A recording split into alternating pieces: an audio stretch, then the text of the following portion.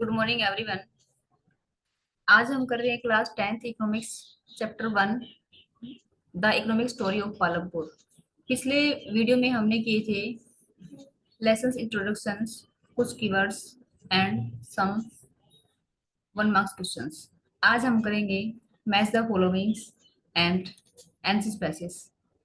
तो हमारा पहला जो मैच फॉलोइंग है, इसमें आ जाएगा human capital, physical capital, fix capital और वर्किंग कैपिटल। तो इसका जो आंसर आएगा हमारा ऑप्शन 1, यानी कि ए का मैच करेंगे हम आर से। ह्यूमन कैपिटल का मैच हो जाएगा मैन पावर, मनी। बी का हम मैच करेंगे एस से, यानी कि फिजिकल फैक्टर का मैच हो जाएगा tools, machines, buildings and raw materials. C का मैच करेंगे हम क्यू से। फिक्स कैपिटल का हो जाएगा टूल्स, मशीन्स और बिल्डिंग्स। वर्किंग कैपिटल का मैच हो जाएगा पी, यानी कि रॉ मटेरियल्स एंड मनी। अब हमारा सेकंड क्वेश्चन है,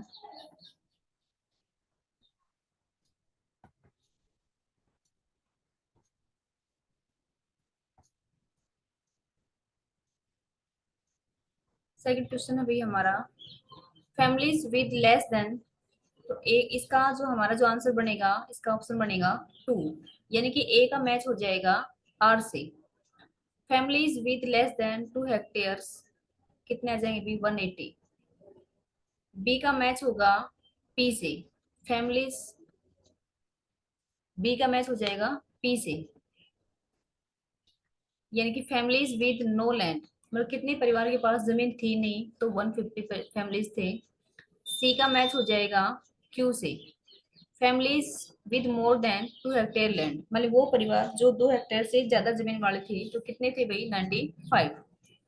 families with land over 10 hectare, इसका आंसर हमारा बन जाएगा 25, मानी वे परिवार जिनके पास 10 हेक्टेयर से ज्यादा जमीन थी, तो 25। तो हमारा आंसर बनेगा ऑप्शन 2। क्वेश्चन नंबर थर्ड है, ज्वार एंड बाजरा का हम मैच करेंगे भाई। इसका हमारा ऑप्शन बनेगा 3, यानी कि ए का मैच करेंगे हम आर से, तो क्या हो जाएगा हमारा रेनी सीजन। पी का पोटैटो को हम मैच करेंगे भाई पी से, अक्टूबर और नवंबर। सी का मैच हो जाएगा वंस एवरी ईयर एस से। सी का मैच करेंगे हम एस से, साल में, क्योंकि शुगर केन है वो साल में एक ही बार होती है, इसकी जो क्रॉप होगी वो साल में एक बार होती है। वीट, अब हमारा क्या बच गया अभी विंटर सीजन, क्योंकि वीट की जो फसल है वो हम विंटर सीजन में सोन करते हैं। तो हमारा आंसर क्या बन जाएगा, थर्ड ऑप्शन। अगला हमारा क्वेश्चन है भाई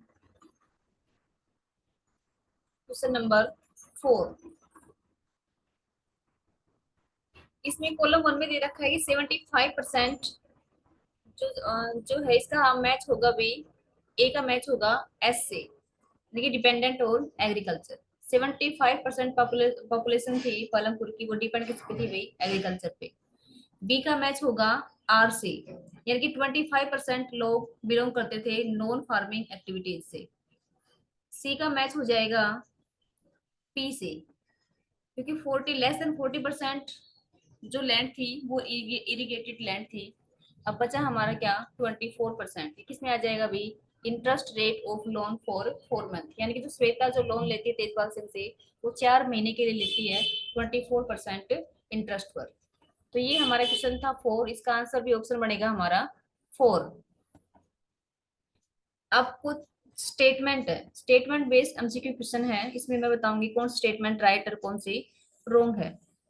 consider the following statements, labour includes people who instruct the workers. No, इसका हमारा आंसर आएगा 2, यानी कि human capital includes man power to understand the requirement of land, labour and capital, क्योंकि ह्यूमन कैपिटल में हमें क्या क्या शामिल करना पड़ेगा भाई, मैन पावर सामने करनी पड़ेगी, लैंड आ जाएगा, लेबर आ जाएगा और कैपिटल आ जाएगा। तो 5 नंबर क्वेश्चन का आंसर हो जाएगा हमारा बी ऑप्शन। दो, ऑप्शन नंबर 2 हो जाएगा इसमें, इसमें हमारा बी सही होगा और हमारा क्या आ जाएगा भाई D option. Land is the first and the most important factor of the production, क्योंकि उत्पादन के लिए हमारा सबसे महत्वपूर्ण जो फैक्टर है, जो कारक है, वो कौन सा है अभी, तो लैंड, भूमि। क्वेश्चन नंबर 6, इसमें है Palampur is a hypothetical village, बिल्कुल सही है। पालमपुर क्या है, भी एक सोची समझी कहानी है। सेकंड ऑप्शन ये, ऑप्शन पर वन बिल्कुल सही है। सेकंड ऑप्शन है farming is the main activity of Palampur, Palampur का मुख्य जो व्यवसाय था वो फार्मिंग है, बिल्कुल सही है। ऑप्शन सी इसमें क्या दे रखा है कि Palampur has no facility of electricity, की बिल्कुल गलत है। पालमपुर में इलेक्ट्रिसिटी की फैसिलिटी बिल्कुल थी भाई, इसमें नो दे रखा था, रॉन्ग हो गया। Major lands are owned by the Dalits, क्योंकि दलित्स के पास तो लैंड थी ही नहीं, तो ये ऑप्शन वैसे गलत हो जाएगा। तो हमारा आंसर क्या बनेगा, option third A and B इसका क्या हो जाएगा, सही हो जाएगा। क्वेश्चन नंबर 7 में आ जाओ। Consider the following statements.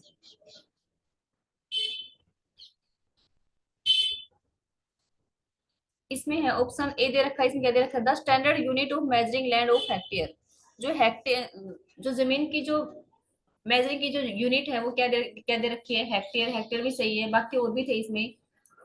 Mega mega joule था, और भी था, लेकिन हेक्टेयर्स में दे रखा, बिल्कुल सही है। Jowar and bajra are use as cattle feed, बिल्कुल सही है, क्योंकि पालमपुर के जो लोग थे वो अपने जानवरों को चराने के लिए, एज ए उनके पास्चर्स के लिए किस चीज का यूज करते थे भी, जवार और बाजरा, बिल्कुल सही है। Sugar cane is the raw form of jaggery, ये भी बिल्कुल सही है। Deccan plateau as the high level of irrigation, ये रॉन्ग है, क्योंकि डक्कन प्लेटू में इरिगेशन था ही नहीं। तो हमारा आंसर क्या बन जाएगा, 7 का आंसर बन जाएगा 2। ए बी और सी तीन ऑप्शन क्या है भी सही है, फोर्थ ऑप्शन से क्या हो जाएगा, रॉन्ग। तो हमारा आंसर क्या है इसका, 2 ए बी सी बिल्कुल सही है।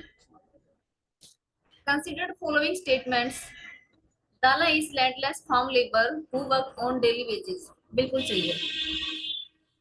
8 का ऑप्शन 1 सही है। दाला एंड रामपली आर रिचेस्ट पर्सन, ये रॉन्ग है। दाला और रामपली लैंडलेस थे, पुअर थे ये, तो ये सेकंड ऑप्शन इसका हो जाएगा गलत। Dala gets rates 60 rupees per day as his daily wages, ये स्टेटमेंट रॉन्ग है। Shweta borrow money 24% 4 month from the Tejpal Singh, ये बिल्कुल सही है। तो हमारा 8 का जो आंसर बन जाएगा ऑप्शन 1, ए और डी ऑप्शन बिल्कुल सही है। Consider the following statements. Dairy is second important activity of Palampur, बिल्कुल सही है, ये ऑप्शन बिल्कुल सही है। The excessive use of chemical fertilisers damage soil fertility, ये भी ऑप्शन बिल्कुल सही है, क्योंकि केमिकल फर्टिलाइजर्स का ओवर यूज करने से मिट्टी की जो फर्टिलिटी है ना वो क्या हो जाती है, कम हो जाती है। ऑप्शन सी क्या कह रहा है हमें कि HYV seeds need a little amount of water, ये बिल्कुल रॉन्ग है। HYV सीड्स अगर हम यूज करेंगे इसमें फार्मिंग में, तो इनको पेलेंटी ऑफ वाटर चाहिए, लिटिल वाटर अमाउंट क्या हो गया, इससे गलत हो गया। The farm workers get fix minimum wages rate 60 rupees, ये रॉन्ग है, क्योंकि वर्कर्स का रेट 60 रुपीज नहीं था। तो हमारा आंसर क्या बन जाएगा, ऑप्शन 1 ए बी और डी क्या हो जाएगा, सही। 9 क्वेश्चन का हमारा आंसर बन जाएगा बी, ए और बी ऑप्शन सही है। अगला हमारा क्वेश्चन है अभी 10 का। क्वेश्चन नंबर 10 है,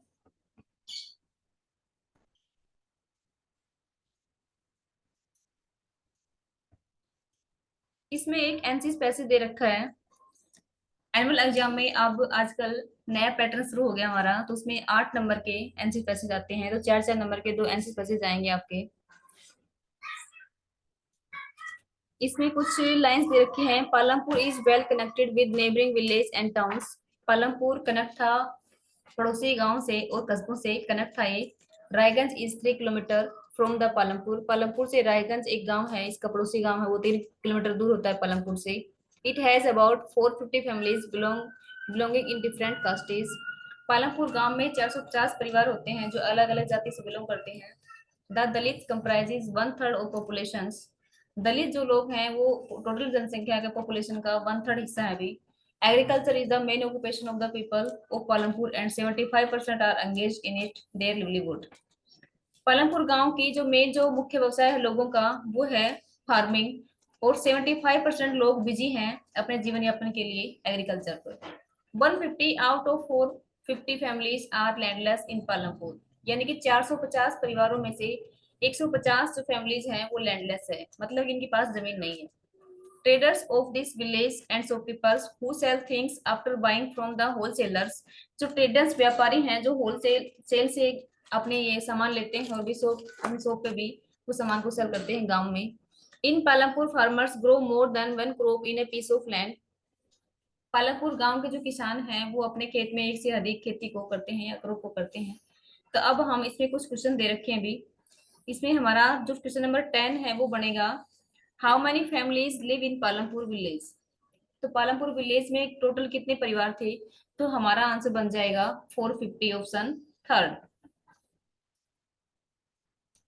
क्वेश्चन नंबर 11 बनेगा, how many families are landless in the village.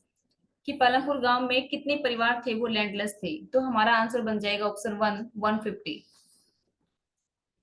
Question number 12 है, what is the common method of agriculture in Palampur. Question number 12 का आंसर आ जाएगा टू, मल्टीपल क्रॉपिंग। क्योंकि पालमपुर गांव के जो लोग हैं वो मल्टीपल क्रॉपिंग करते हैं, एक साल में एक से अधिक फसल उगाते हैं एक ही पीस ऑफ लैंड पे। What is the proportion of the Dalits who live in village. गांव में दलितों का जो अनुपात था वो क्या था? तो टोटल पॉपुलेशन का 1/3। क्वेश्चन आंसर हो जाएगा हमारा ऑप्शन वन।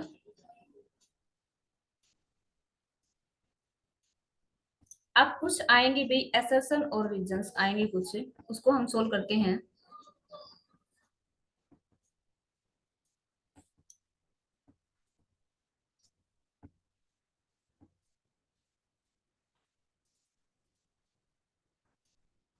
क्वेश्चन नंबर 14 है, the continuous use of chemical fertilisers lead to degradation of soil.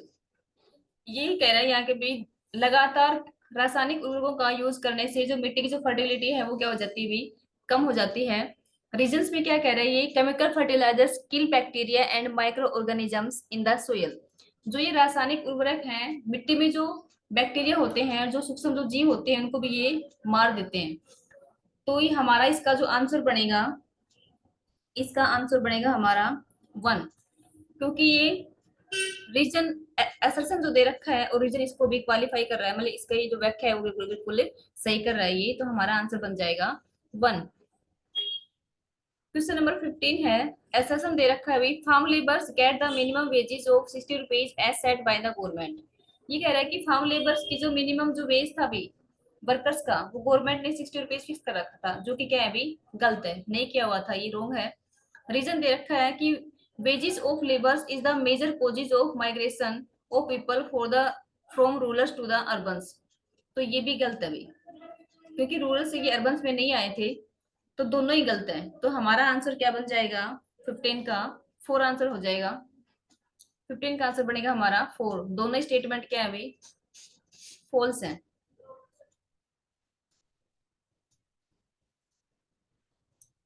Sorry sorry sorry, इसमें इसमें ए जो असर्शन है ना वो क्या दे रखा है भाई, रॉन्ग है, लेकिन रीजन बिल्कुल सही दे रखा है इसका। रीजन क्या है कि जो रूरल से अर्बन में आए थे लोग सर्च ऑफ वर्क, काम की तलाश में, तो आंसर इसका बन जाएगा फोर। ए फॉल्स है लेकिन आर ट्रू है। Question number 16, HYV seeds chemical fertilisers irrigation are method of modern farming. जो हाई यील्ड वैरायटी है सीड्स की, उच्च क्षमता वाले जो बीज हैं, उर्वरक, रासायनिक जो उर्वरक हैं, सिंचाई है, और भी जो मॉडर्न फार्मिंग के जो मेथड्स हैं, ये बिल्कुल सही है। लेकिन रीजन क्या है कि traditional farming methods were time consuming and give low production. लेकिन जो परंपरागत जो तरीका था खेती बाड़ी करने का, उससे भी ये टाइम कंज्यूमिंग भी था, और क्या था भाई, इससे प्रोडक्शन भी क्या हो रहा था, लो हो रहा था। तो हमारा जो आंसर क्या बन जाएगा भाई 16 का, वन आंसर हो जाएगा। ए भी सही है, आर भी सही है, आर इसकी करेक्ट एक्सप्लेनेशन भी कर रहा है। अब हम जा रहे चलते हैं क्वेश्चन नंबर 17 पे।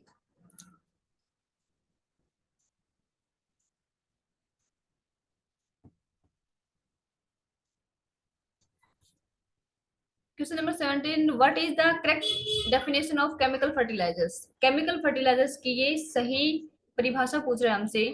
तो 17 का जो आंसर क्या बन जाएगा, इसका आंसर आ जाएगा option one. It provides minerals which dissolve in water easily and immediately available to plants. यानी कि जब हम केमिकल फर्टिलाइजर्स को इसमें मिनरल्स को प्रोवाइड करते हैं, इसमें प्लांट्स को प्रोवाइड करते हैं, तो ये बहुत जल्दी पानी में क्या हो जाते हैं, आसानी से ये डिजोल्व हो जाएंगे, घुलनशील से घुल जाएगा ये, और प्लांट्स में इमीडिएट अवेलेबल हो जाता है। तो हमारा आंसर बन जाएगा ऑप्शन वन। क्वेश्चन नंबर 18 है, It is the correct definition farm labor. What is the correct definition of farm labor? Farm labour की ये करेक्ट परिभाषा पूछ रहा है हमसे, तो इसका आंसर हमारा क्या आ जाएगा? वन आ जाएगा। People who are landless and work on somebody else field, माने वे लोग जो लैंडलेस हैं, जिनके पास खुद की जमीन नहीं है और कुछ दूसरे खेतों में ये लोग एज ए वर्कर्स काम कर रहे हैं, तो हमारा इसमें आंसर बन जाएगा ऑप्शन वन। क्वेश्चन नंबर 19 है, on the basic of following features identify the correct options. इनमें कौन सा ऑप्शन बिल्कुल सही है? तो इसका आंसर हमारा क्या बन जाएगा अभी? Option third. It introduced green revolution. तो ये सारे किससे बिलोंग करते हैं? अभी ग्रीन रिवॉल्यूशन से। सारे ऑप्शन बिलोंग करते हैं ग्रीन रिवॉल्यूशन से। इसे पहला ऑप्शन कह रहा है कि it is a revolution introduce in the late of 1960, यानी कि जो हरित क्रांति थी, ग्रीन रिवॉल्यूशन था, वो इंट्रोड्यूस हुआ था 1960 1960 में। It adopt the modern farming of agriculture to increase high production, क्योंकि जो ग्रीन रिवॉल्यूशन था उसमें क्या था कि मॉडर्न मेथड थे उनका यूज किया गया था ताकि भी एग्रीकल्चर में उत्पादन क्षमता को बढ़ाया जा सके। थर्ड ऑप्शन कह रहा है कि it introduce the Indian farmers to use high yielding seeds. इसमें भी भारत के किसानों को इंट्रोड्यूस करवाया गया था HYV सीड्स से। और सबसे पहले ये जो HYV सीड्स थे ये फॉलो किए थे भी हमारे देश के हरियाणा, पंजाब और वेस्टर्न यूपी स्टेट ने इनको भी प्रोड्यूस किया था हाई यील्ड ऑफ व्हीट, और सबसे ज्यादा अधिक मात्रा में उगाया गया था व्हीट यानी कि गेहूं। तो हमारा आंसर क्या बन जाएगा? Green revolution. Thank you, watch this video.